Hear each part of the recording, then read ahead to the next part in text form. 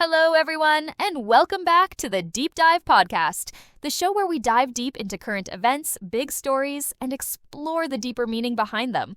I'm Emma, and I'm here with my co-host, John. Hey there, it's great to have you back. Today we've got a pretty intense topic to dive into. For the first time in history, a head of state has insulted a writer right from the heart of Parliament. President Tebboune of Algeria recently called Khaled Sanal a bastard, a fraud, and an envoy of France. We'll be breaking that down, discussing what this means for Algeria, the writer, and the broader political climate. But before we get started, make sure to subscribe to the Deep Dive Podcast and hit that notification bell so you don't miss any of our latest episodes. Yes, definitely. And if you enjoy the episode, give us a thumbs up and share it with your friends. It really helps us out. All right, let's dive into this major moment in Algerian politics. Welcome back, everyone, to the Deep Dive. Today, we're going to take a look at something that's, kind of alarming to me, at least. Definitely a situation that raises a lot of questions. It does. It's about this author, Boualem Sansal, who was arrested in Algiers. Yeah. And the charges are terrorism. It's pretty wild. I mean, it really makes you think about the state of free speech around the world. Yeah, when I saw that headline, I was like, terrorism for a writer. Yeah.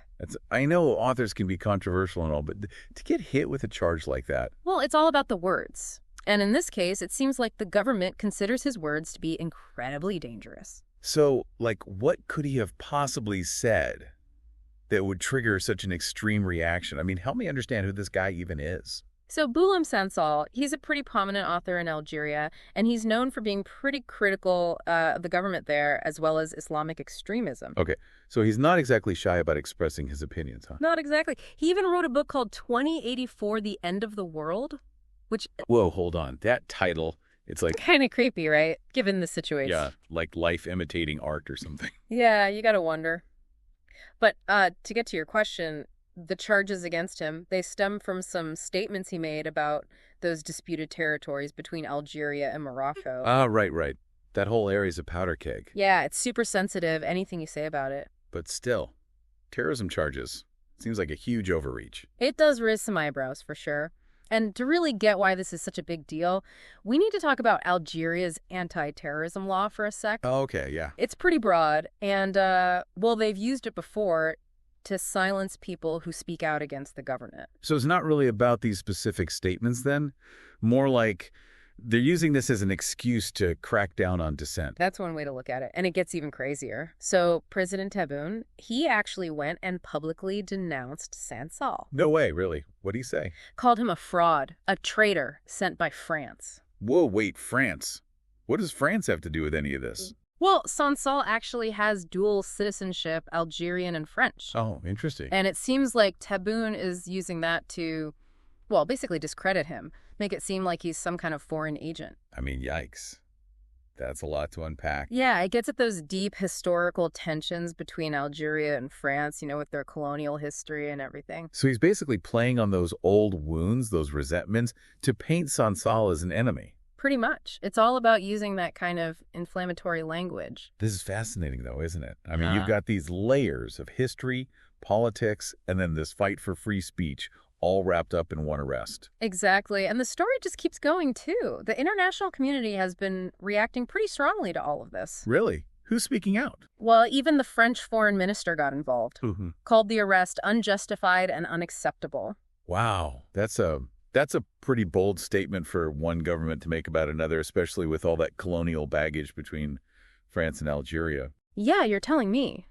But it goes to show you how big this case is becoming. It's not just an Algerian issue anymore. It's a global free speech concern. Yeah, what does it say about the world if you can get arrested for expressing an opinion? It makes you wonder, doesn't it? And speaking of expressing opinions, we have to talk about this amazing letter that another author, Tahar Ben Jaloun, wrote to Sansal while he's in prison. Oh, yeah, I read about that. It was published in Le Point, right? That's the one. It's so powerful. It goes way beyond just asking for Sansal's release. It's like he's speaking for all the writers who have ever been silenced. Right. It really gets you in the gut. He talks about how even though Sansal is locked up, you can still hear his silence. And he mentions other Algerian writers who have been persecuted, even killed for their work. It's chilling. It is. And Ben Jaloun makes it clear this isn't just some random event. It's part of a much bigger, scarier trend. Like silencing anyone who dares to question things. Exactly.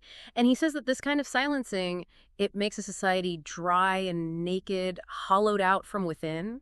Man, those are powerful words. It's like, Yeah. if you lose your artists, your writers, your thinkers, then what's even left? It's a good question to ask ourselves. And I think we're going to take a closer look at Ben Jeloune's letter in the next part of our deep dive. I'm ready for that. Because this is turning out to be a lot more complicated and a lot more important than I ever imagined. It's like he's drawing on like this whole history of writers being targeted, you know? Yeah, exactly. He mentions other Algerian writers like Khatib Yassine, Rachid Mamouni. Oh, yeah, and Tahar Jout. Right, Yeah. right. All these people who face some kind of persecution for their work.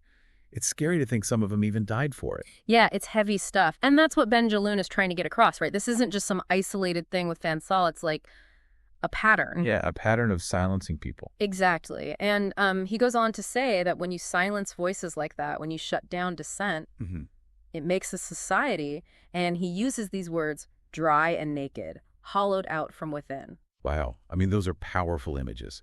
And it makes you think, like, what happens to a society when you lose those voices?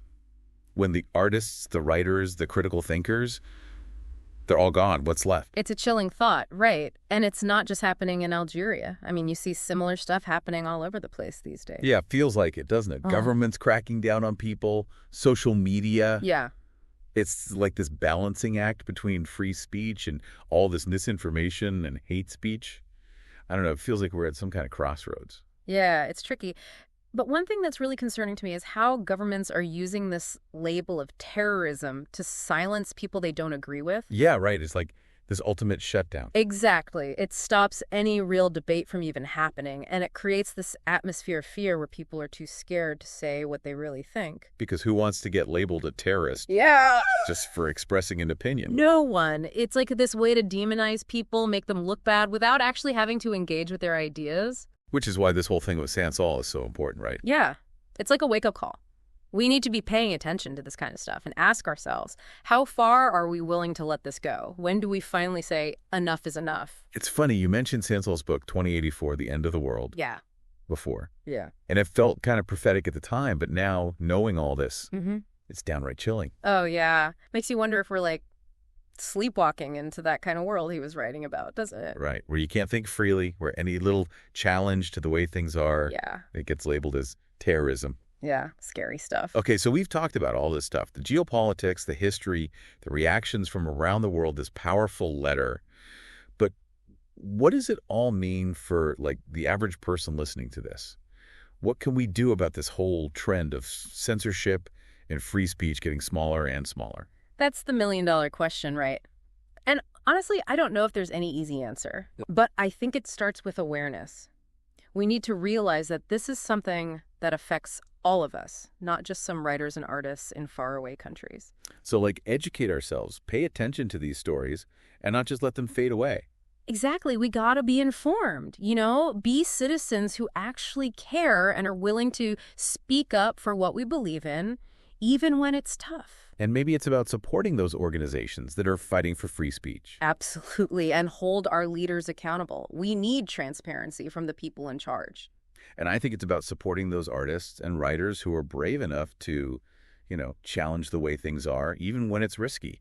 People like Sansal, like Ben Jeloune. Yeah, their work is so important, especially now. They're giving voice to the people who are being silenced. And they're showing us that fighting for free speech is worth it. Even if it's dangerous, right? It's easy to feel kind of hopeless with all of this. Like, what can one person really do, It's true. It can feel overwhelming. But I keep going back to Ben Jeloune's letter. He reminds us that words have power, even in the worst situations. Even a whisper can be loud if enough people join in. So it's not about doing some big, huge thing. It's about all the little things adding up. Exactly. Think about Ben Jeloune himself, right? Writing that letter, publishing it, that's an act of defiance right there. And then others read it, share it, it spreads. It's like a ripple effect. Yeah, exactly. And even though Sansal's in prison, his books are still out there. People are reading them, talking about them. That's true. I haven't read any of his work yet, but this whole situation has made me want to. What would you say to someone like me, someone who's totally new to his writing? Well, get ready to think. His stuff isn't always easy to read, but it makes you think about some really important stuff. Power, freedom, those big questions that we all grapple with. It's almost like by reading his work, we're participating in that defiance that Ben Jeloun's talking about. 100%. It's not just about Sansal, though. It's about finding those voices that are being pushed down, ignored. It's about making an effort to understand the world in all its messiness. And it's about that curiosity, that willingness to learn and grow that makes us human, right? Absolutely. And, you mentioned before how this isn't just an Algerian problem. Yeah. We're seeing this trend towards censorship popping up everywhere. It's global, for sure. It might look different depending on where you are, but it feels like the underlying issue is the same, right? Like people are losing their ability to speak freely. Yeah, it's this erosion of free speech, and that weakens democracy as a whole. Right. So the question becomes, what can we do right here, right now in our own lives to push back against that? Yeah, I mean, it's easy to feel overwhelmed, like whatever I do won't matter much in the grand scheme of things. I get that. But even though big change takes a lot of people working together, that doesn't mean our individual actions are meaningless. So like every little thing we do adds up. Every conversation we have, every letter we write, every organization we support, it all builds towards something bigger. It's about finding those places where our actions can actually have an impact. Yeah, finding those pressure points. And it's going to be different for everyone. For some people, it might be getting involved in politics, supporting candidates who care about free speech. For others, it might be using their art, their creativity to speak out, to make people think. Exactly. And for some, it might be as simple as having those tough conversations with family and friends, challenging those ideas that just don't sit right. Yeah, I get that. It's about being willing to speak up, even when it's hard, even when you might get some pushback. Because silence, well, like Ben Jeloun says, silence can be just as dangerous as any weapon. It's true. That letter is such a testament to the power of speaking your truth, even when, or maybe especially when, it feels like those in power are trying to silence you. It's a call to action, It's like he's inviting us to join the fight for a world where everyone can say what they need to say without being afraid. I think that's a perfect place to, take a little break. We'll be back in a bit to wrap up this deep dive. It really does make you think, doesn't it? Like, what can one person do when you're up against something this big? It feels kind of overwhelming, yeah. But, I think Ben Jeloun's letter offers a different way to look at it. He reminds us that words have this incredible power, even when things seem really dark. Like even a single voice can make a difference. Exactly. It might start as a whisper, but if enough people join in, it can become a roar. So it's about like the collective impact of individual actions. Exactly. Think about Ben Jeloun himself. He wrote that letter, right? Got it published. That in itself is an act of defiance.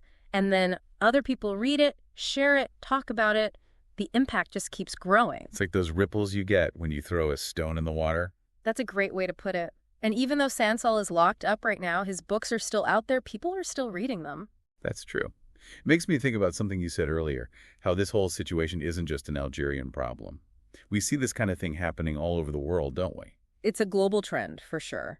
And the specifics might be different depending on where you are, but it feels like the underlying issue is the same.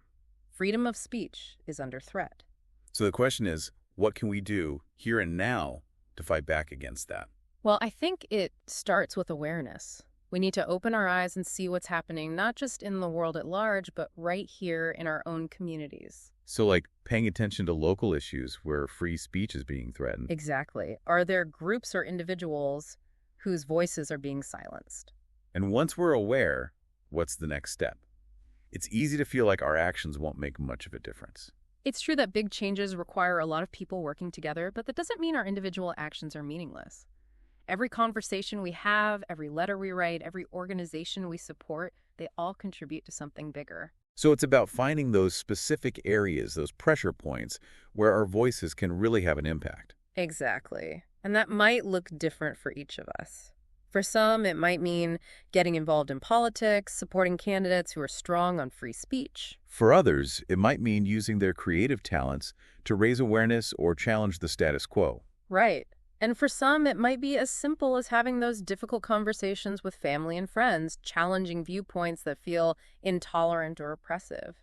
So basically, it's about being brave enough to speak up, even when it's uncomfortable. Yeah, even when it feels risky. Because, like Benjalain said, silence can be just as dangerous as any weapon. His letter is such a powerful reminder of that. We have to use our voices, even when, or maybe especially when it feels like they're trying to silence us. It's a call to action, a challenge to all of us to stand up and fight for a world where everyone can speak their truth without fear. Well said. And on that note, I think it's time for us to wrap up this deep dive. But before we go, I want to thank everyone for listening and encourage you to continue this conversation. What are your thoughts on the issues we've discussed? How can we work together to protect and promote freedom of expression in our communities and beyond? We'd love to hear from you. And remember, no matter how small you think your actions might be, they all contribute to a larger movement for change. So keep questioning, keep learning, and keep speaking out for what you believe in. Until next time, dive deep. And that wraps up this episode of the Deep Dive podcast. What are your thoughts on this unprecedented moment in Algerian politics? Let us know in the comments. And don't forget to subscribe and share if you haven't already. We really appreciate your support. We want to take a moment to wish you all a happy new year. May 2025 bring you peace, happiness, and plenty of deep dives into interesting conversations. Cheers to a great year ahead, everyone. Keep diving deep into the world with us. See you in the next episode. Bye for now. See you in the next episode. Bye for now.